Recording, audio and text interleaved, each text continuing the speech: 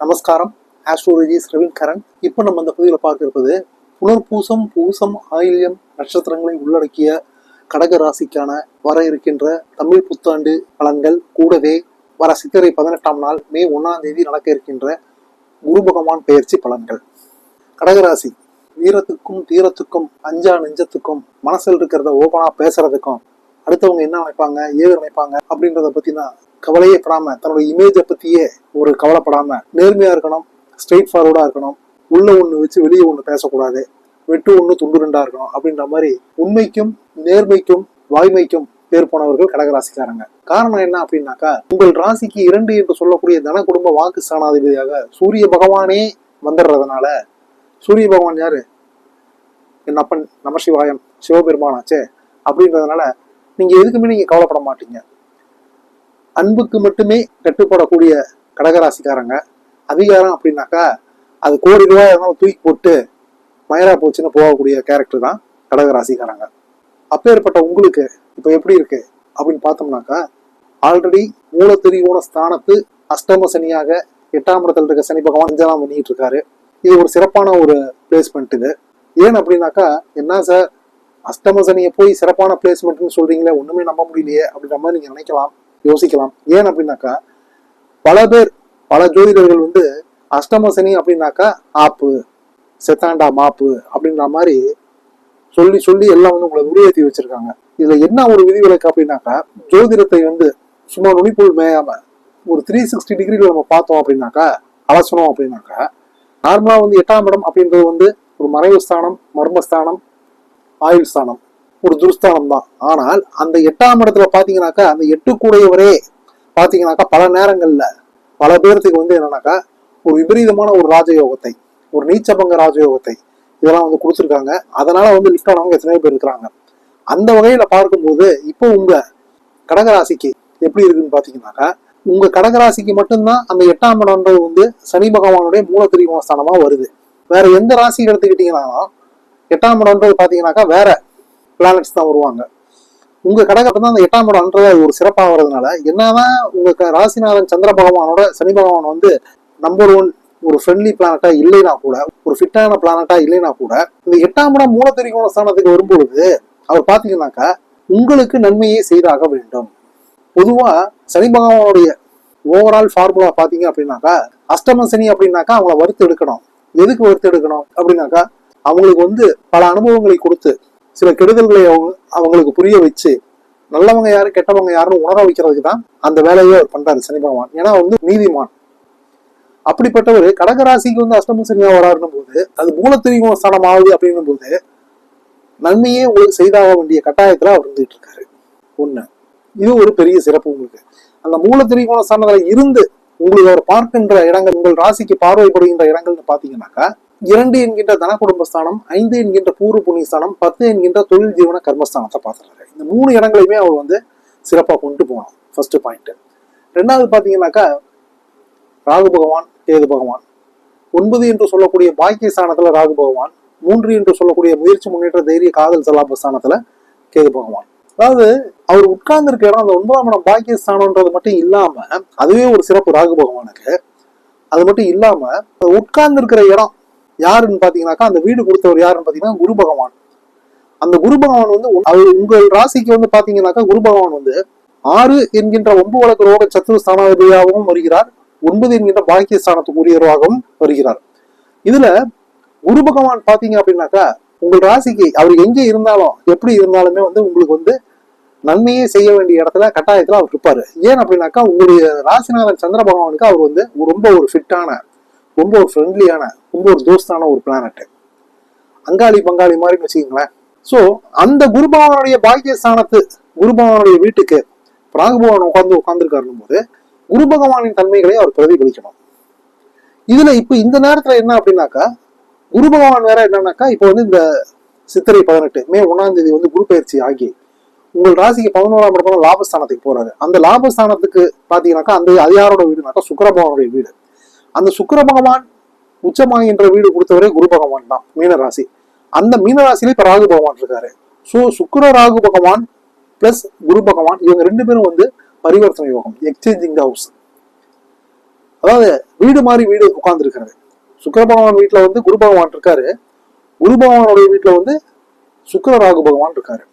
ஆக்சுவலா வந்து சுக்கிர பகவானுடைய தலைவன் பிக் பாஸ் தான் பாத்தீங்கன்னாக்கா ராகு பகவான். சோ சுக்கிர பகவான் ராகு பகவான் பாத்தீங்கன்னாக்கா ராகு பகவான் சுக்கிர பகவானுடைய அண்ணன், பெரிய அண்ணன் ராகு பகவான் கூட சொல்லலாம். ஆனா ரெண்டு பேரும் ஒண்ணுதான். அப்படி உட்கார்ந்துருக்கும் போது இதுல வந்து இந்த பரிவர்த்தனை யோகம் வரதுனால ஏகப்பட்ட நன்மைகள். அதாவது நடக்காதுன்னு நினைச்சுக்கிட்டு இருந்த ஒரு மேட்ரு பாத்தீங்கன்னாக்கா சட்டு நடக்கும், முடியாதுன்னு நினைச்சிட்டு இருந்த மேட்ரு பாத்தீங்கன்னாக்கா சட்டுன்னு முடியும். அதாவது ஜவ்வு மாதிரி இழுத்துக்கிட்டு இருந்த மேட்ரு பாத்தீங்கன்னாக்கா உங்களுக்கு வந்து ஒரு பேச்சுவார்த்தைக்கு வந்து நல்ல ஒரு அமிக்கபிள் செட்டில்மெண்ட்டுக்கு வந்து நல்லபடியா வந்து பத்திரம் சைன் பண்ணக்கூடிய அளவுக்கு போயிடும். வராதுன்னு நினைச்சிட்டு இருந்த பிதுரார்ஜிய சொத்துக்கள், முன்னோர் சொத்துக்கள்லாம் பாத்தீங்கன்னா இப்ப வர வேண்டிய நேரங்கள் ஆட்டோமேட்டிக்கா வந்துடும். ஸோ இவ்வளவு சிறப்புகள் அந்த குரு பகவான் சுக்கிர ராகு பகவான் பரிவர்த்தனை இவ்வளவு நன்மைகள் இருக்குங்க. கூடவே பாத்தீங்கன்னாக்கா மூன்றாம் இடத்துல, அதாவது மூன்றாம் இடம்னா அது வந்து முயற்சி, முன்னேற்ற, தைரிய, வீரிய, காதல், செல்லாபஸ்தானத்துல கேது பகவான் செஞ்சிருக்கிறாரு. சொல்லவே வேண்டாம். படிக்கிற பசங்களுக்கு நல்ல கோர்ஸுகள், இனிமையான கோர்ஸுகள், கிடைக்காதுன்னு நினைச்சுக்கிட்டு இருந்த கோர்ஸுகள், உயர்கல்வி படிப்புகள், பிஜிலேயே பாத்தீங்கன்னாக்கா வந்து ஒரு சில டஃப்பான கோர்ஸ்னா இருக்கு. அந்த கோர்ஸ்னா பண்ணோம் அப்படின்னாக்கா இம்மிடியட்டான ஒரு ரிசல்ட், இம்மிடியட்டான ஒரு ஜாப் ஆப்பர்ச்சுனிட்டி, இம்மிடியட்டான ஒரு ஃபாரின் ஒர்க் கமிட்மெண்ட், இந்த மாதிரிலாம் இருந்துகிட்டு இருக்குது. ஸோ இதுல ஃபாரின்ல போய் படிச்சுக்கிட்டே வேலை பார்க்கக்கூடிய ஒரு அமைப்புகள், இதெல்லாமே உங்களுக்கு அந்த மூன்றாம் இடத்துல இருக்கிற அந்த கேது பகவானால நடக்கக்கூடிய சாத்தியக்கூறுகள் அதிகமா இருக்குது.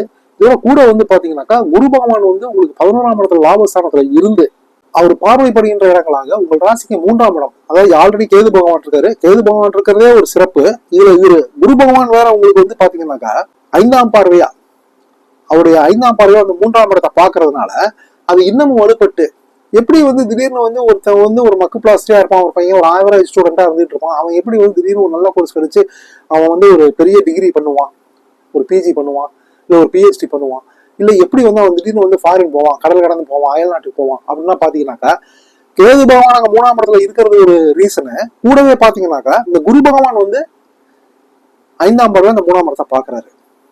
சோ பெரிய, அதாவது படிக்கிற பசங்களுக்கு பாத்தீங்கன்னாக்கா இப்போ நல்ல ஒரு படிப்புக்கு வந்து நல்ல ஒரு ஏற்ற ஒரு காலகட்டம், ஒரு உயர்வை அடையறதுக்கு, ஒரு சிறப்பை பெறுவதற்கு, பெற்றவங்க வயிற்றுலையும் நெஞ்சிலையும் பாலை வாக்குறதுக்கு ஒரு நல்ல ஒரு நேரம், காலகட்டம்.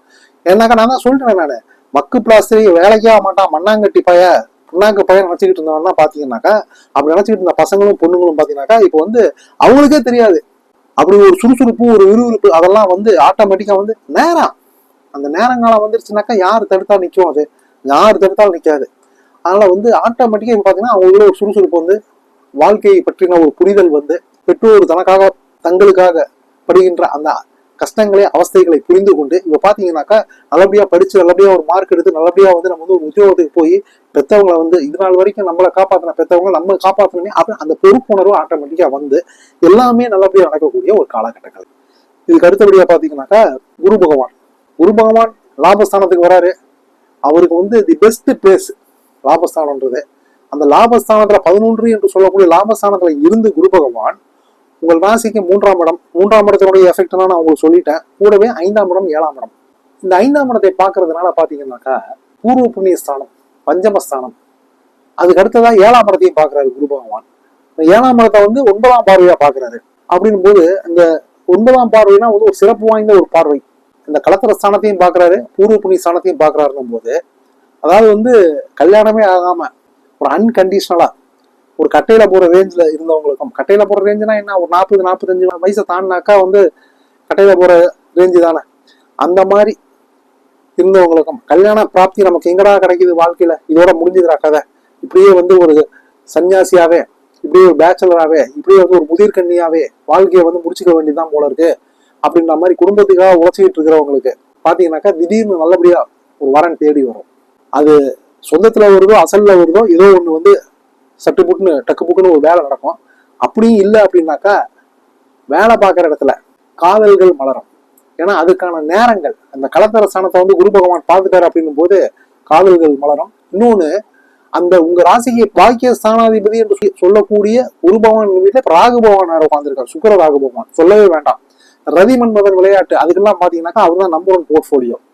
ஸோ இந்த மாதிரி இருக்கும்போது ஆணா இருந்தாலும் சரி, பெண்ணா இருந்தாலும் சரி, ரதி மன்மதன் பூந்துட்டாங்க அப்படின்னாக்கா சாதாரண வந்து ஒரு ரொம்ப ஒரு கடவுள் பக்தியா, ஒரு தெய்வ பக்தியா, ஒரு ஆன்மீகத்துல ஈடுபட்டு இருந்துகிட்டு இருக்கிற, அதாவது உளவார பணிகள் செய்து கொண்டு இருக்கின்ற ஒரு பெண், 38 வயது, நம்ம கிட்ட வந்து ஜாதகம் பாக்குறவங்க நம்மளுடைய கிளைண்ட் தான். அப்பப்போ ஃபோன் பண்ணி எப்படி சார் இருக்கு, என்ன சார் அப்படின்ற மாதிரி கேட்பாங்க. வேலையில வந்து பாத்தீங்கன்னாக்கா ஒரு கம்பெனில இருப்பாங்க, 1 வருஷம் இருப்பாங்க, 2 வருஷம் இருப்பாங்க, பேப்பர் போட்டு அடுத்த கம்பெனிக்கு போயிடுவாங்க. ஏன் அப்படின்னாக்கா வந்து சேலரி இன்க்ரிமெண்ட், சேலரி ஹைக்குக்காக அவங்க வந்து கம்பெனி மாறுறது கிடையாது. இந்த ஓவான பணிகள், கோயில் திருப்பணிகள் இதெல்லாம் வந்து தன்னை ஈடுபடுத்திட்டு முழுமையா செஞ்சுட்டு இருக்கிறதுனால அவங்களுக்கு பாத்தீங்க அப்படின்னாக்கா லீவ் போடுவாங்க. மாசத்துல வந்து ஒரு 3 நாள் 4 நாள் 7 நாள் அப்படின்ற மாதிரி லீவ் போடும்போது கம்பெனிக்காரன் என்ன பண்ணுவான், அவங்க என்னதான் நல்ல பெர்ஃபார்ம் கொடுத்தாலும், நல்ல ஒரு பெர்ஃபார்மன்ஸ் கொடுத்துட்டு இருந்தாலும், ட்ராக் ரெக்கார்ட்லாம் வந்து பக்காவா நீட்டா மெயின்டைன் பண்ணிட்டு இருந்தாலும், அவங்க வந்து டாப்ல இருந்தாலும் நம்பர் 1ல இருந்தாலும் அவங்க பாத்தீங்கன்னாக்கா ஒரு டிஎல் ரேஞ்சுக்கு மேல கூட இருப்பாங்க. அவங்க எப்படி இருந்தாலுமே அடிக்கடி லீவ் போடுறாங்கன்னு போது அவங்க கம்பெனிக்காரன் வந்து கொஞ்சம் வெக்ஸ் ஆயிடுவான். அதாவது முக்கியமான அசைன்மெண்டா இருக்கும். இவங்க என்ன சொல்லுவாங்க, ஒன்றும் பிரச்சனை இல்லை சார், நான் வேலையை முடிச்சுட்டு வந்து நான் அந்த கோயில் வேலைனா இருக்கு சார், கோயில் வேலையை முடிச்சுட்டு வந்து உங்களுக்கு வேலையை பண்ணி கொடுத்துறேன் சார். வெயிட் பண்ண மாட்டான் இல்லையா? கார்பரேட் ஐடினா பாத்தீங்கன்னாக்கா வந்து வேலை கொடுத்தான் அப்படின்னாக்கா அந்த வேலை கொடுத்த உடனே on the spot, on the time, on the record முடிச்சு ஆகணும். அதுதான் ஐடி, அதுதான் கார்பரேட். ஏன்னா நமக்கு வேலை கிடைக்கிற இடம் பாத்தீங்கன்னாக்கா இந்தியாவுக்குள்ள இருந்து வரது இல்லை, கடல் கடந்து வருது. அது அமெரிக்காவா இருக்கலாம், ஆஸ்திரேலியாவா இருக்கலாம், ஜிம்பாப்வேவா இருக்கலாம், நியூசிலாண்டா இருக்கலாம், கனடாவா இருக்கலாம், சிங்கப்பூர், மலேசியா, இல்ல அரப் கண்ட்ரிஸ், துபாய், ஓமனா கூட இருக்கலாம். எங்க இருந்து வந்தாலும் எல்லாமே ஃபாரின் கடல் கடந்து என்னன்னு பாத்தீங்கன்னா எல்லாமே வந்து இன்னைக்கு வந்து குளோபல் ஆயிடுச்சுல. அதனால வந்து யாதும் ஊரே யாவரும் கேள்வி இருக்குன்னு சொன்ன மாதிரி பாத்தீங்கன்னாக்கா இன்னைக்கு வந்து, அதாவது வந்து ஒரு காலத்துல வந்து இந்தியாவின் தலைநகரம் டெல்லி போகணும்னாக்கா ரொம்ப வந்து பெரிய விஷயமா இருந்தது. இன்னைக்கு பாத்தீங்கன்னாக்கா அமெரிக்கா போயிட்டு வரதே வந்து சாதாரண விஷயமா இருக்குது. ஸோ இந்த மாதிரி டெக்னாலஜி இம்ப்ரூவ்டு, இந்த மாதிரி ஒரு அட்வான்ஸ் டெக்னாலஜியில இருக்கிற இந்த காலகட்டத்துல இவங்க வந்து பாத்தீங்கன்னாக்கா வந்து கரெக்டான நல்ல ஒரு ஒர்க்கர், நல்ல ஒரு டெடிகேட்டடான ஒரு ஒர்க்கர், பல பேருக்கு வந்து ஒர்க் பண்ற கம்பெனில வந்து ஒரு ரோல் மாடலா இருந்துட்டு இருக்கிறவங்க.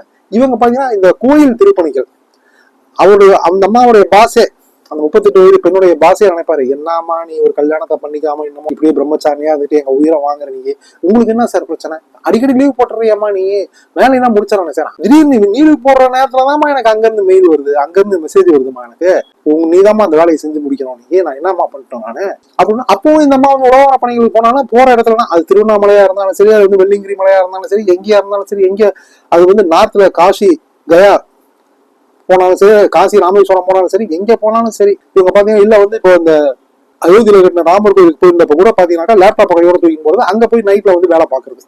ஸோ இந்த மாதிரி போயிட்டு இருக்கோம். ஸோ இந்த மாதிரி போகும்போது வந்து கொஞ்சம் கெடுபிடி பண்றாங்க அப்படிங்கும்போது டக்குனு பேப்பர் போட்டு இன்னொரு கம்பெனிக்கு போயிடுவாங்க. இந்த மாதிரி போயிடும். அதுக்காக நம்ம கிட்ட அப்பப்போ ஃபோன் பண்ணுவாங்க, வாட்ஸ்அப் பண்ணுவாங்க, என்ன சார் எப்படி சார் இருக்குது, இந்த கம்பெனில எவ்வளவு நாள் சார் ஓடும்.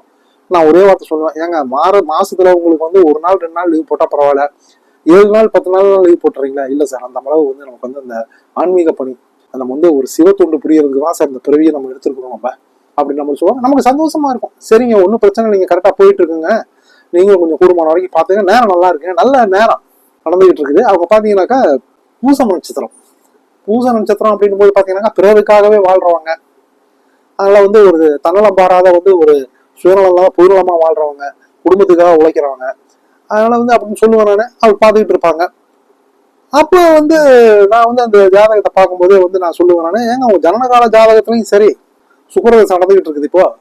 இப்போ அதுவும் இல்லாத பாத்தீங்கன்னாக்கா இப்போ வந்து கோச்சாரத்துல பாத்தீங்கன்னாக்கா வந்து இந்த சுக்கிர ராகு பகவான் பிளஸ் இந்த குரு பகவான் பயிற்சி, ஐ மீன் பரிவர்த்தனை, அப்புறம் வந்து அஷ்டமத்து சனி பகவான், அதே மாதிரி வந்து 3ஆம் இடத்துல கேது பகவான், இந்த மாதிரினா இந்த ராகு பகவான் 9ஆம் இடத்துக்கு வந்தது பல பேருக்கு பல விளைவுகளை ஏற்படுத்திக்கிட்டு இருக்குங்க.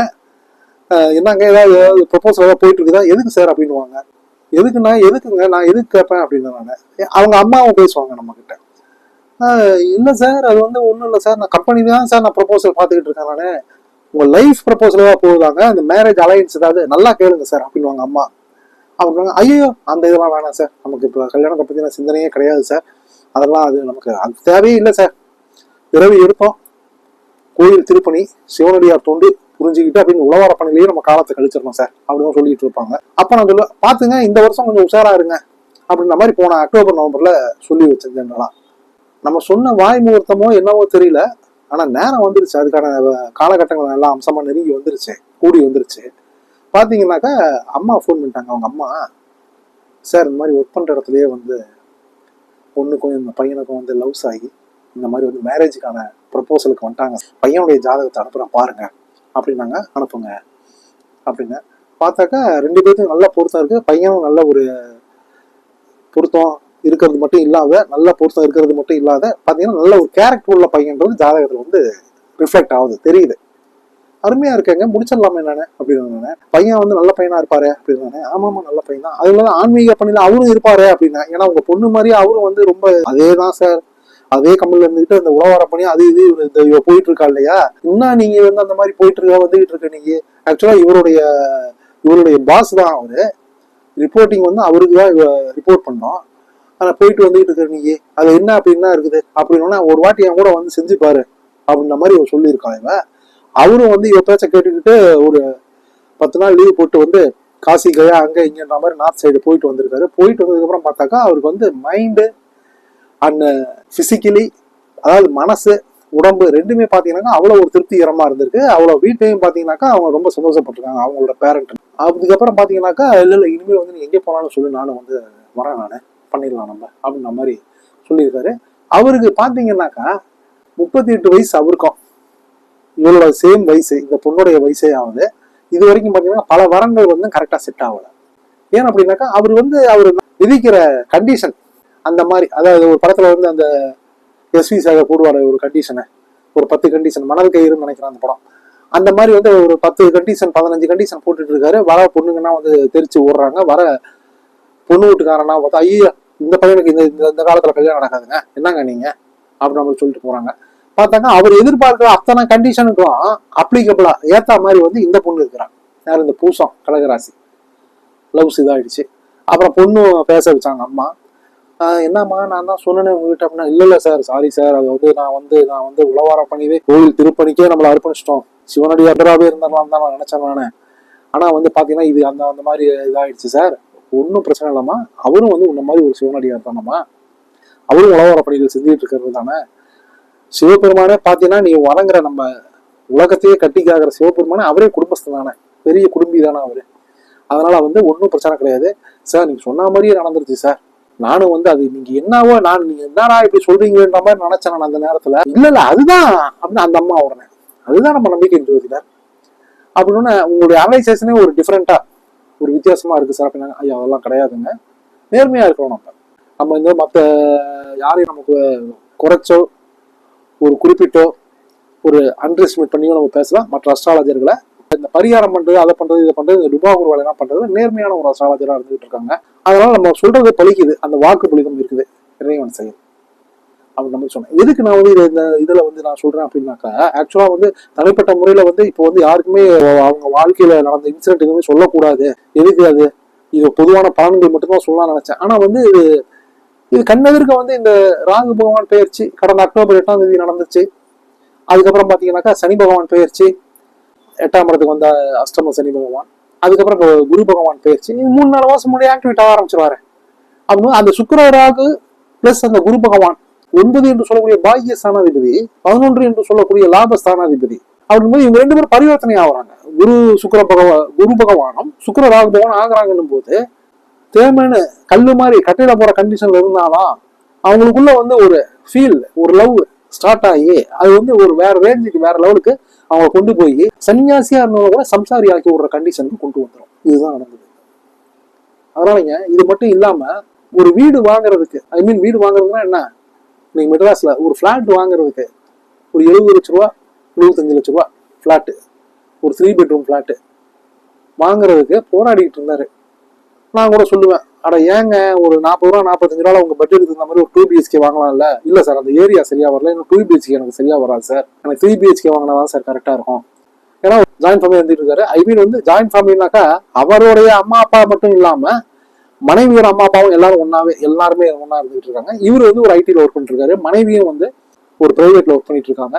ஸோ வந்து ஒரு 3 BHK அமையலன்ற மாதிரி, அதாவது அட்வான்ஸ் கொடுத்து மிஸ் ஆயிடும், தள்ளி போயிடும். இந்த மாதிரினா இருந்துகிட்டு இருந்தது பாத்தீங்கன்னாக்கா, ஆனா இப்ப சடனா பாத்தீங்கன்னாக்கா ஒருத்தர் வீடு வாங்கியிருக்காரு இவங்க ஏரியாவிலேயே, அதாவது இவங்க எதிர்பார்க்கிற ஏரியாவில, இவங்க வீட்டுல இருந்து ஒரு 1 கிலோமீட்டர் 1.5 கிலோமீட்டர்ல நல்ல பாஷ் ஏரியா, பாஷ் லொக்காலிட்டி, காமான ஒரு ஏரியா வீடு வாங்கியிருக்காரு.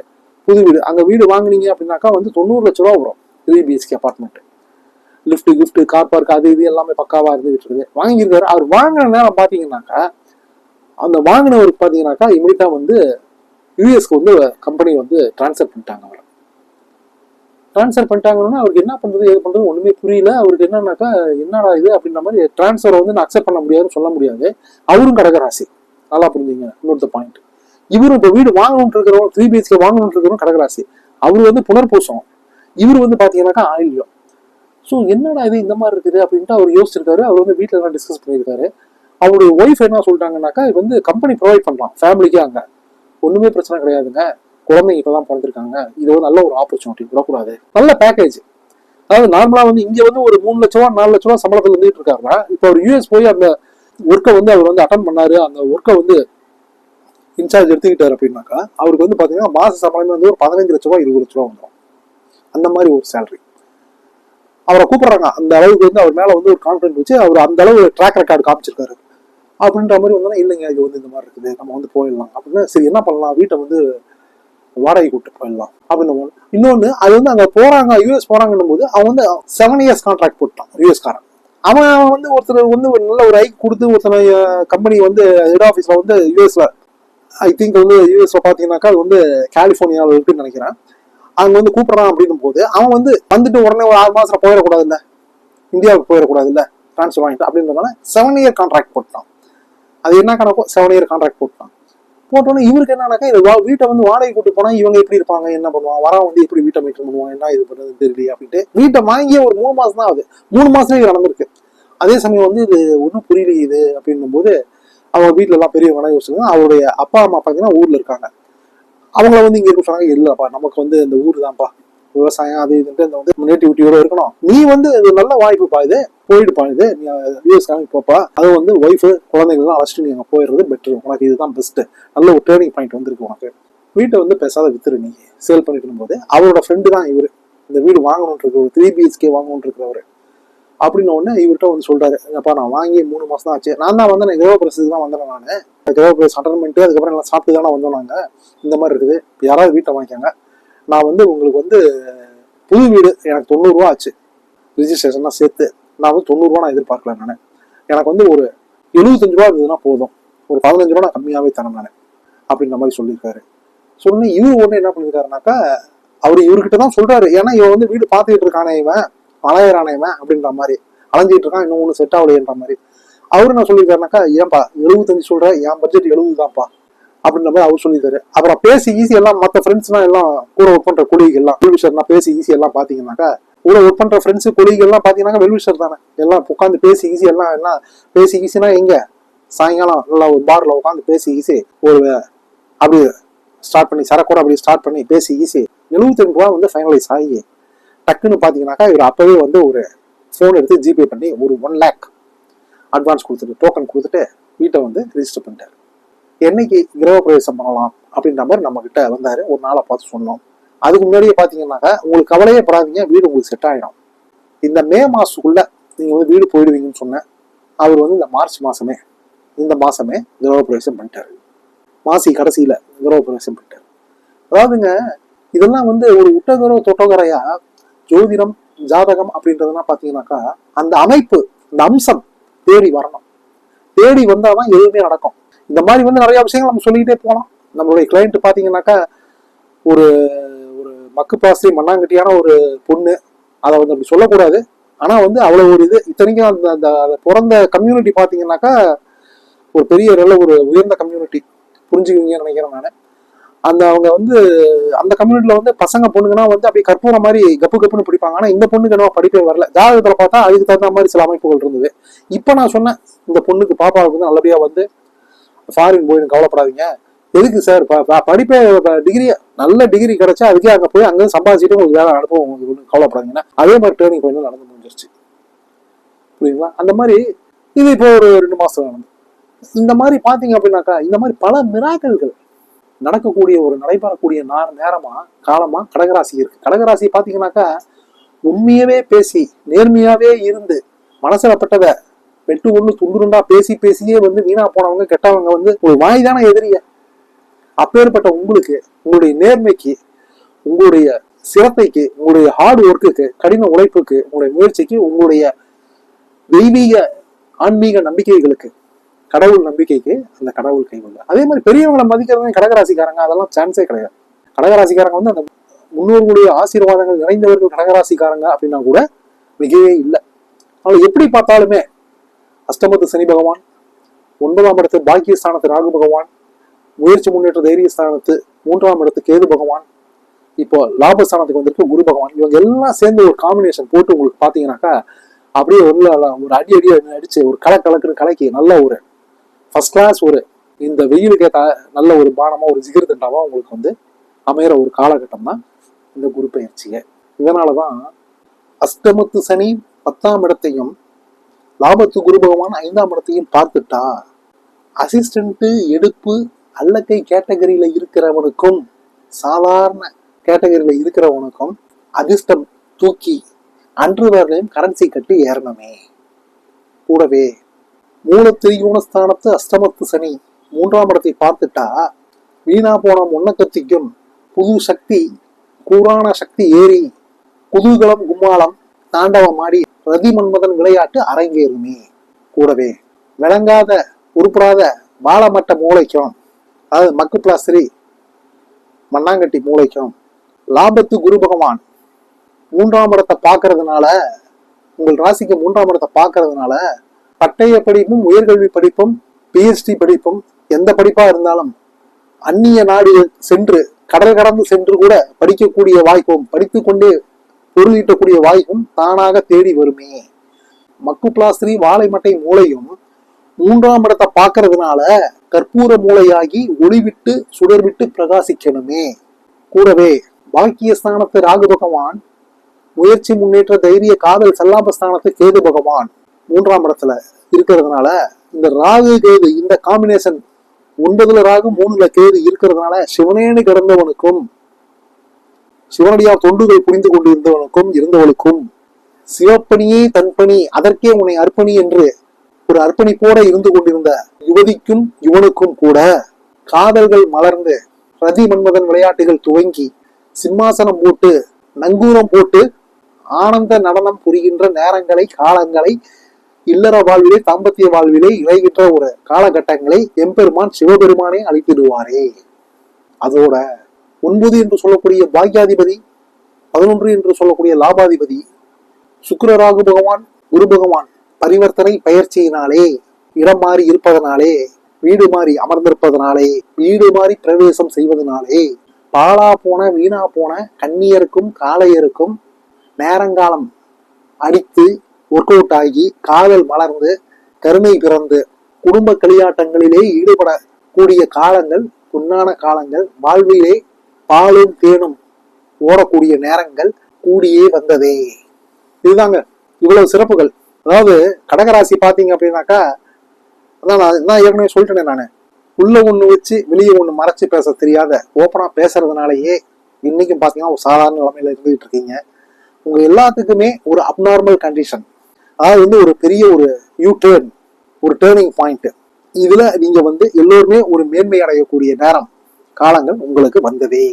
ஓம் நம சிவாயம் உச்சரிச்சுவாங்க. உங்களுக்கு மிகுந்த ஒரு நன்மைகளையும் எதிர்பாராத திருப்பங்களையும் உங்கள் வாழ்விலை ஏற்படுத்தும். நல்லதே நினைப்போம், நல்லதே நடக்கும். பெற்றவங்களை மதிங்க. அம்மா அப்பா ஆசீர்வாதத்தை வாங்கினீங்க அப்படின்னாலே ஆட்டவனுடைய அனுகிரகம் ஆட்டோமேட்டிக்கா கிடைக்கும். மீண்டும் உங்களை அடுத்த பதிவுல சந்திக்கிறதோட நமது சேனலை ரெகுலராக பார்த்து வந்து ஜாதக சந்தேகங்களை நிவர்த்தி பண்ணிக்கிட்டு நலங்களும் வளங்களும் பெறுவதற்கு கையோட சப்ஸ்கிரைப் பண்ணிக்கோங்க. ஓம் நம சிவாயம். ஆஸ்ட்ரோலஜிஸ்ட் ரவீன் கரண்.